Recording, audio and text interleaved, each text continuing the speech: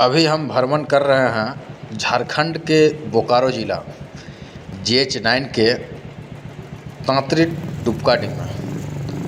तो चलिए चलते हैं और दिखाते हैं आगे रोड पर का पूरा दृश्य। और एक बुलेट है रॉयल इनफील्ड क्लासिक 350 सीसी का। और बुलेट जो है सो बुलेट ही होता है। जैसे भारत जो है सो पाकिस्तान का बाप है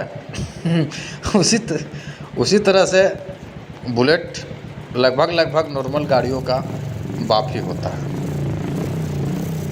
और इस पर रोड पकड़ के चलने में मज़ा ही अलग है। और बुलेट से चलने वाले लोग को एक झलक देखना ज़रूर सब कोई पसंद करता है और चलने का मज़ा ही अलग है।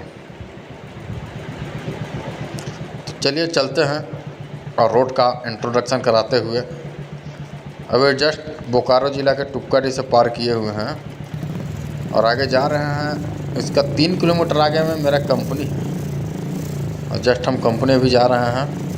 और कंपनी जाने के बाद आप लोगों को कंपनी दिखाएंगे, वहाँ के कुछ स्टाफ से मिलेंगे और बात करेंगे। Thank you for watching my video. Please subscribe my channel. Thank you.